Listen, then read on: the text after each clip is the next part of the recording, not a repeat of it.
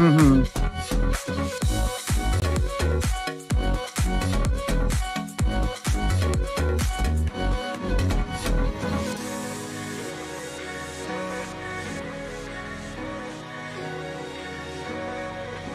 Still working.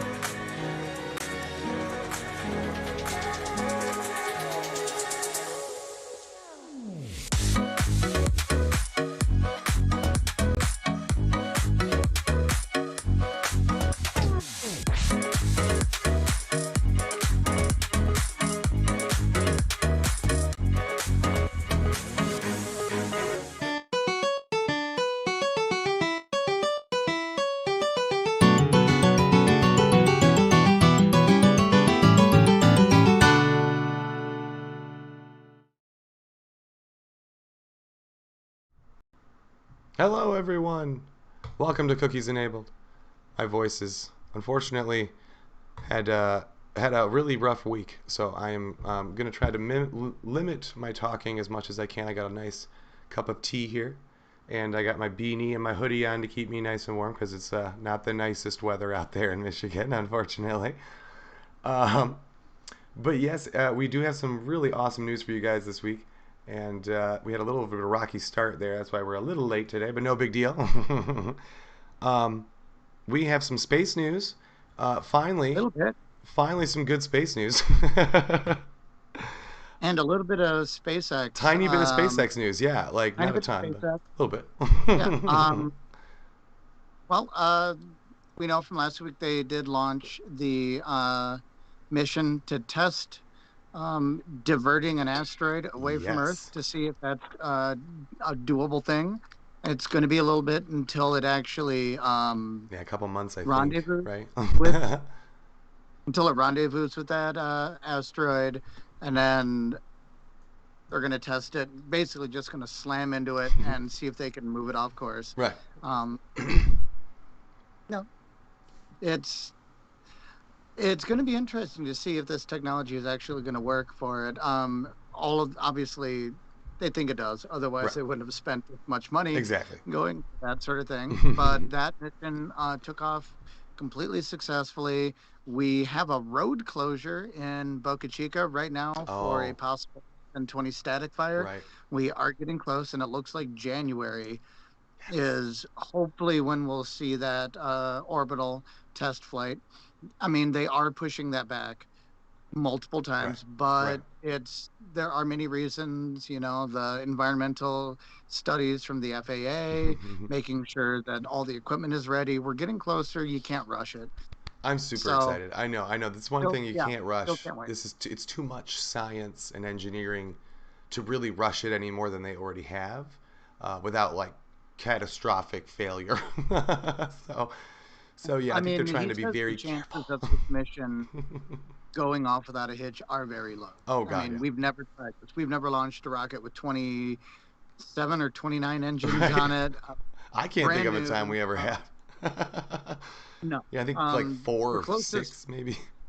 the closest we've come to something with this much thrust capacity was Apollo. Right, right. That makes sense. So That makes a lot of sense. in since then that we've tried anything like this. So So, we'll have to well, just cross our right. fingers, wait and see. I'm excited. We got probably about a month and a half until it actually launches. But we'll keep Nice. an eye on it the moment it does. Right. That is one that when we know when it's happening, I'm definitely live Right. streaming. We We'll have to try to make a jump plan. on for sure because yeah, that's going to be an awesome launch. Like epic like we've never seen before. So I'm super excited about that. Oh, it'll be great. So yeah, not much in terms of space. We had that.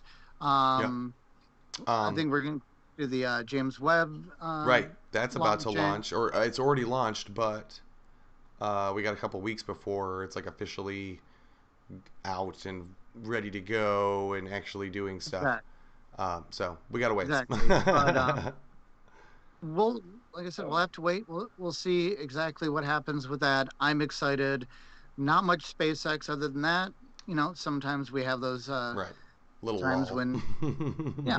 But whenever something happens, it's always fantastic. So I'm excited for that. We'll see how it goes. Right. Other than that, not too much in space, except You did have this NASA uh, probe space record. yeah, they broke world record fastest artificial object Right, ever made. right.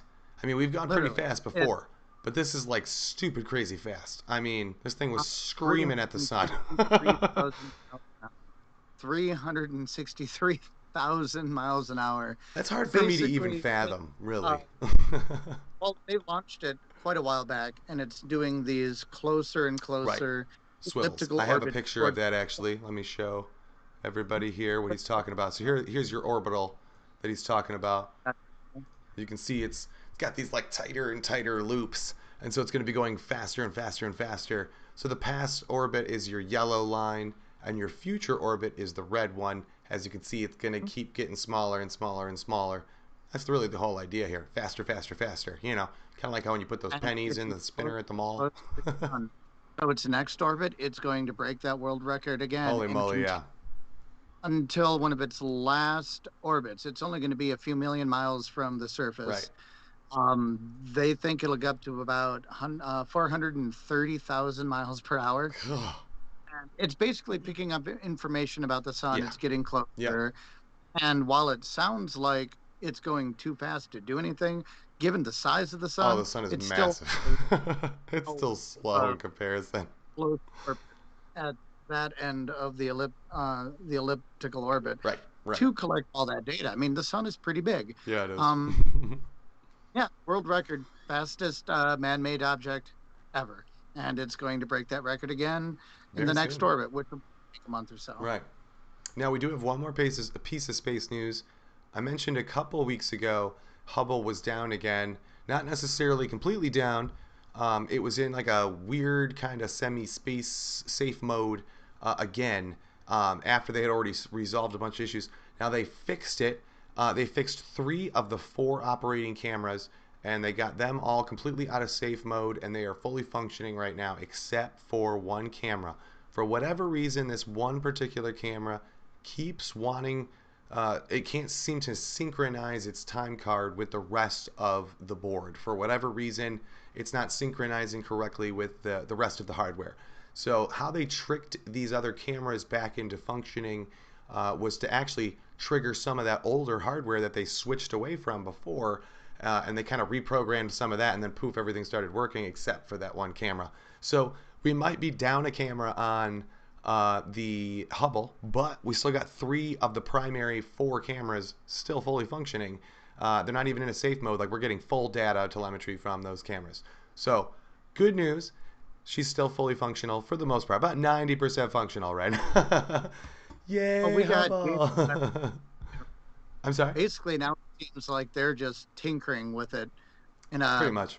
tiny garage, Yep. trying to get it to limp along for the last few months of its Now life. they did say they found out that there was a specific like line of code that was triggering these cameras and the hardware to keep going back to that safe mode for some reason. So now that they figured out that that was what was causing it and they've shut that off, this should prevent those cameras from going back to safe mode, hopefully permanently or until they die. And you know, like Andrew's saying, that could be relatively soon since Hubble's like 30 some years old anyway. So it's not necessarily a new satellite by any means, everybody. She's I been feel up there like for a we're minute. going to either have Hubble for another month or Right. 10 years, Yeah, or the two. that's it. That's I Eh, mean, I'm we don't for know. 10. I mean, We really it's don't. already unlocked so many secrets Right. of the universe and helped us. Yeah, I mean, what can another decade do? A lot. Oh, It so much. will. Web is going to be obsolete technology anyway, Absolutely. but Yeah. still, we'll see how long she lasts. Right.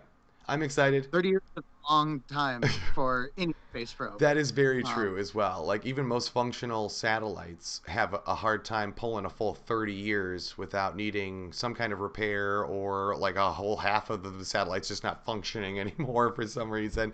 You know, that's pretty rare. So, it's not unheard of. You know what I'm saying?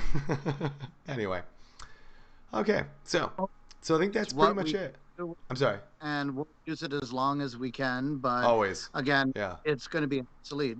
From what they've said, the James telescope it's going to have the resolution where it can look at some of those exoplanets orbiting other stars Yes. and actually tell what the atmosphere is made out Which of. is huge. We have not been able So to we do that yet. Really, like truly. and just talking the visual spectrum. Well, we are that Oh, radio, infrared, but oh, the ability to actually get a photo, right.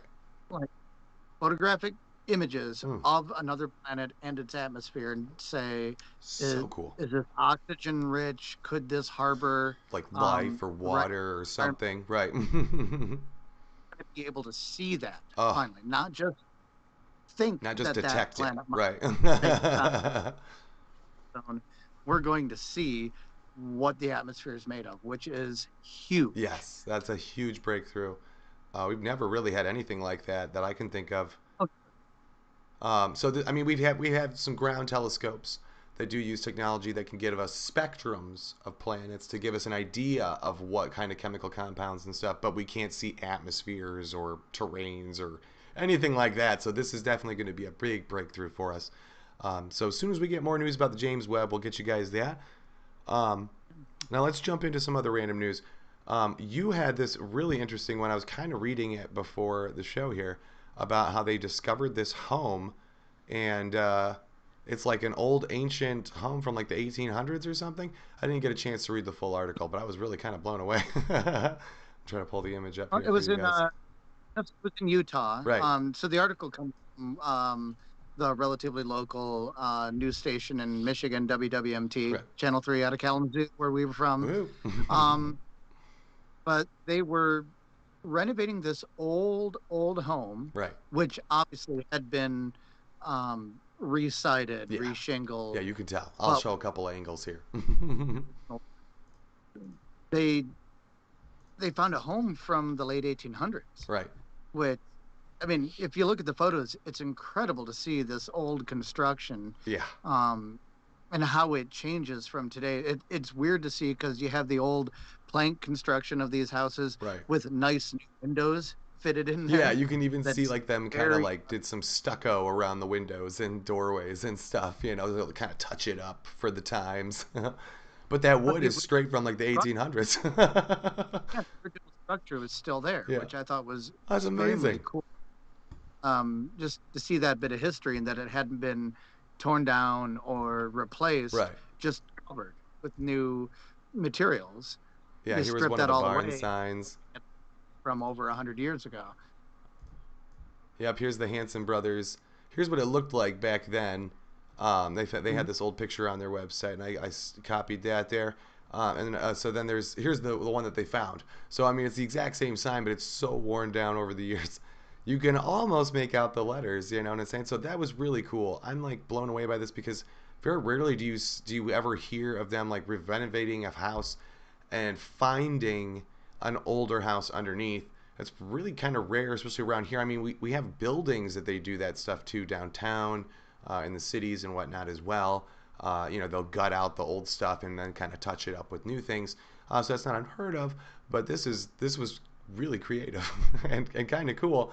I mean, like your property value just like quadrupled, I'm sure. Like, you know what I mean? You just found like some historical evidence on your property, so that's pretty awesome, right? Oh man. Okay. So let's jump to these memes here. We got some really awesome ones I've been wanting to touch on. You had some really good ones. I'll pull one up here that you had. This was one that I think we shared together this week because we both had this pop up on our feed. It is one of my all time favorites because I freaking love the Star Trek, but I also love the Fifth Element. So you'll notice that Data is not Data anymore. No, it's not. It's Oh my god, I freaking love it. I forget the character's name, but I just know. the crazy hair, the hats, the just him screaming at the com. Like just random stuff. If you don't know the Fifth Element, definitely check that movie out.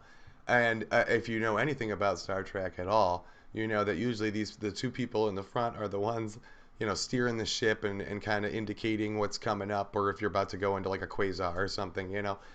So like for him to be like the shoutiest, yelliest person they could possibly find is just the most hilarious the best thing they could have done. I love this meme. I don't know who did it, and it actually looks extremely professional because it really looks like he was wearing that uniform. Like you cannot Oh, tell that that was job. cropped from a different movie. So great job, whoever did that meme. We love that Geek Club. Thank you. And the next one here you have. I don't know where you got this one. This one was also pretty funny too. I'll let you read this one since I don't really. I mean, it says Adam, that is Eve, and you are to love her for always. And he says, okay, but who's he? Yep, that was just Keith Richards. He was here when I got here. I don't know why that was so funny. It's just, I love that he's just like chilling with his little glass of whatever that is. I don't even know, but I mean, he just looks so chilling. some sort of, And Adam some is sort of. so like He was here concerned. before. Who is this old man? I don't know why I I've liked seen that so much. Everything's making amusing fun of immediately. him just 'cause he's so ancient. I've seen photos of him holding a baby, and it's Oh my Keith god. Richards holding an infant Betty White, Oh colorized goodness, 1950. no.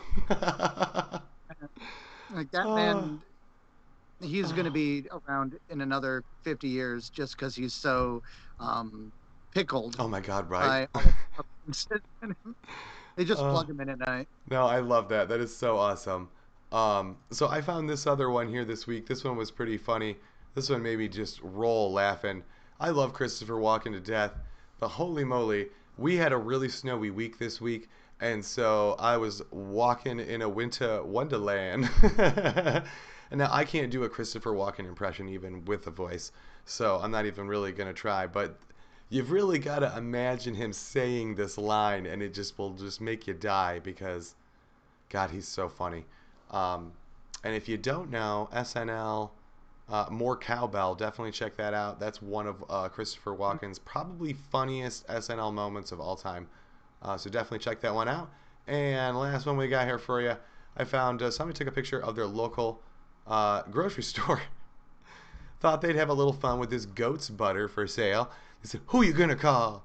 Goat's butter." And this It's isn't just really a funny because meme, but wow. I'm sorry. we just watched the original Ghostbusters and the 2016 reboot Right. with the all-female cast. Day, Yep.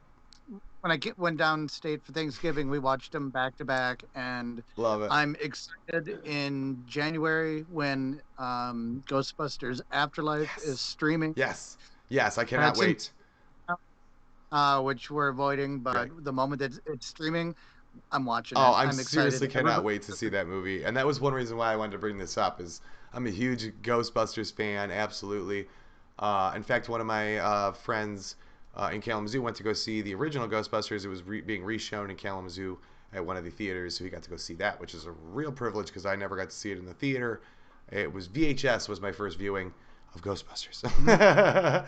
And then I think cable TV was the second time I got to see it actually, which is when I realized how heavily censored that movie was for television. Like whole scenes are cut out for that movie. Anyway. Yeah, you don't realize some of the Oh kind wow. of iffy bits that go into it at some point. Right. Oh my goodness. Yeah, it got kind of bad there for a minute. Let me tell you. Okay, so I got some fun news, some exciting news, a little bit of science news. First one I wanted to bring up here was Alzheimer's. We had a big breakthrough, not in any kind of new medications, but in the cause of Alzheimer's has been officially written down in the books. Everybody, we got a cause.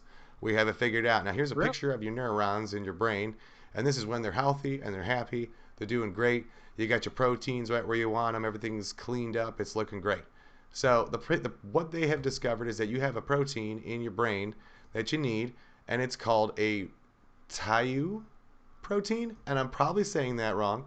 It's tau protein, and it gets real long. Now, in this How? tau, How? It's going to tau. be named after one of the Greek letters. Okay, sorry, I don't know.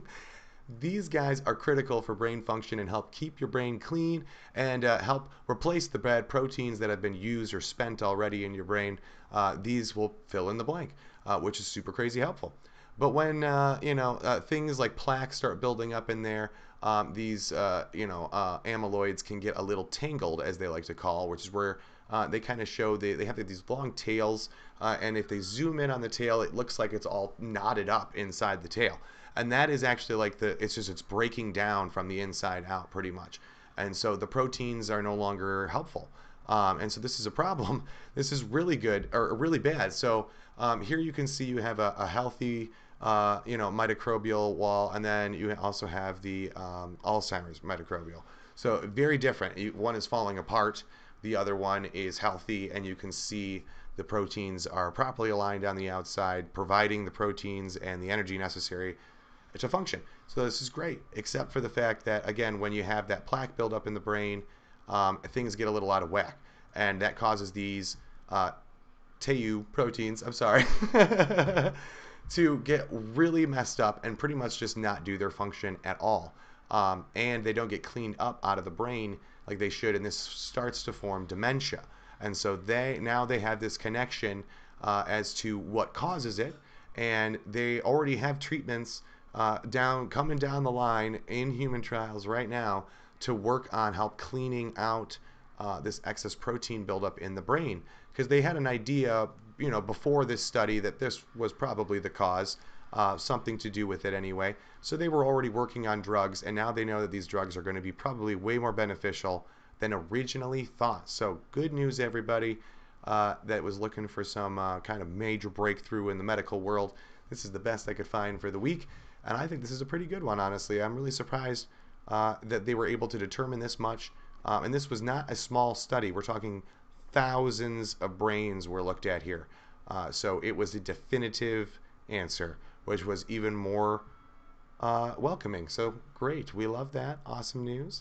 And I got one last thing for you guys here, which is a little funny. Microsoft decided to have some fun this season and came up with an ugly sweater that is really freaking ugly, but also pays homage to one of our old famous games that used to come with all versions of Microsoft, which was Minesweeper.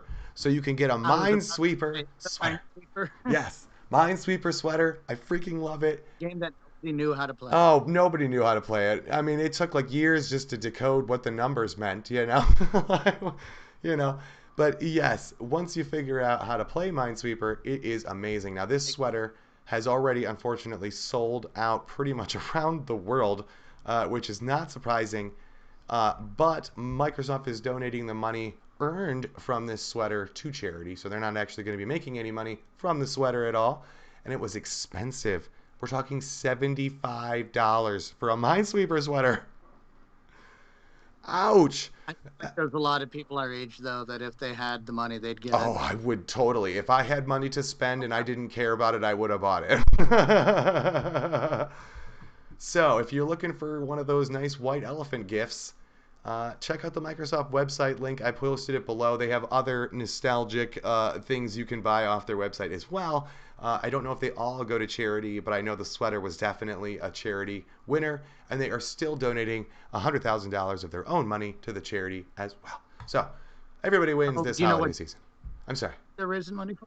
What charity was it? The website did not specify, so I think they may be doing like a raffle or something to figure out exactly who's going to get the money, or maybe it's going to several different charities, because I know Microsoft's got like a ton that they sponsor. So it might just be I like know. divided up amongst them all. I don't know. So we'll see. We'll see how it goes. But I thought that was a little interesting little bit of news there. I did have one other little bit of news, but I can skip it for this week. Or we could just mention it briefly here. The CERN had some news and detected the first ever neutrino, and now Uh, technically not the first ever, the first detected neutrino, I should say. We have detected them in the past.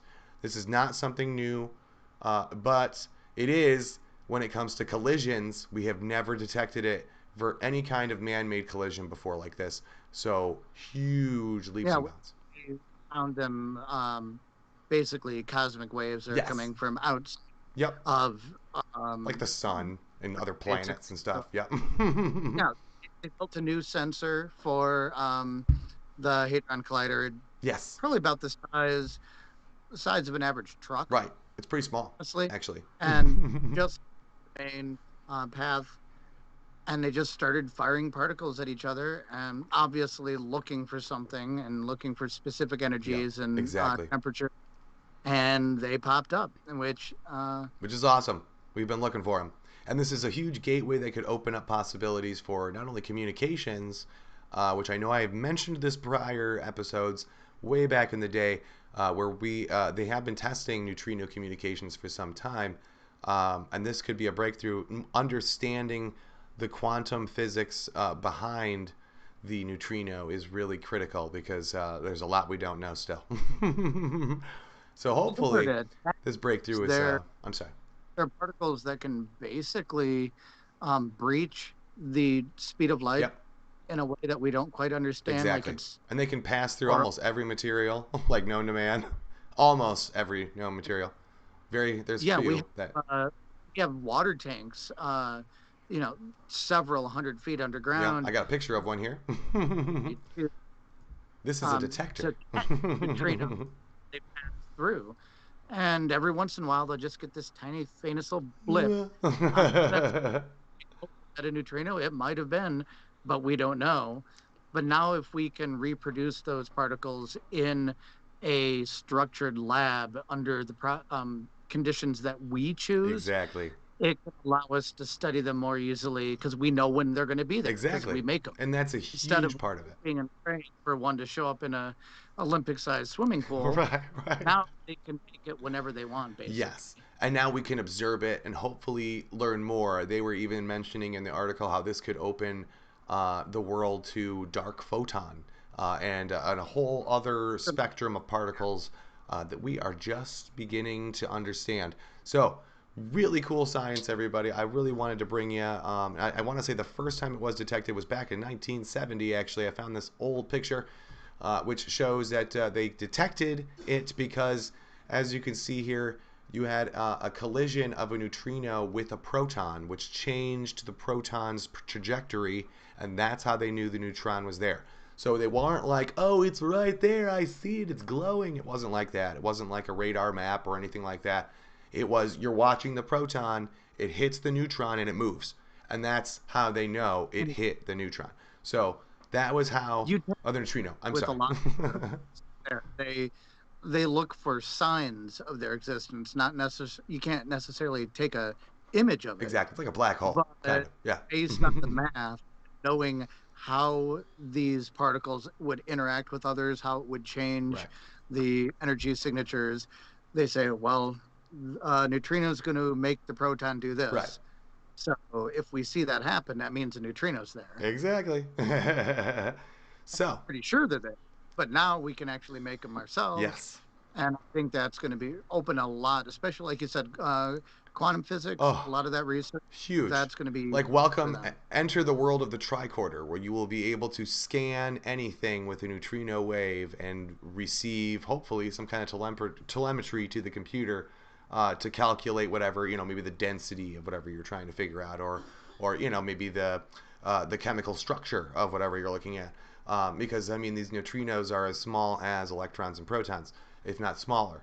So, technically speaking, And I you go mean, past different sort of oh, matter God, yeah. and how they interact. Yeah, it's going to drastically change some of the things that we Right. understand, things we don't understand A at this lot that we moment. don't. Yeah. And so definitely be prepared for a lot of new math. I would say, I know it's stated that CERN is ramping up production 2022 to 2024, and they will be definitely watching for new neutrinos as well as other things, like I mentioned, as they always are. And so definitely keep an eye because I have a feeling we're going to get not only just new particles, but a lot new parts of physics, equations, mathematics. I'm super excited because we have been needing this for a long time, and now we're finally getting somewhere. So, hey. Anyway, I think that pretty much wraps up our show today, actually. It was a pretty short and sweet one. Again, my poor voice has been struggling, but check out our hot sauce episode, which came out last week and went really well, actually. Poor Andrew's probably still recovering from the bomb hot sauce. And but I'm sure you guys hopefully enjoyed that video. It has definitely been popping up on our definitely our top lists. The time travel myths explained has also been popping up on our top watched episodes. So if you haven't checked that one out, check that one out as well. Otherwise, definitely don't forget to like, subscribe, and share. I appreciate you all for watching. I know I learned something new, and I hope you guys did too. I will see you all later, everybody. Take it easy.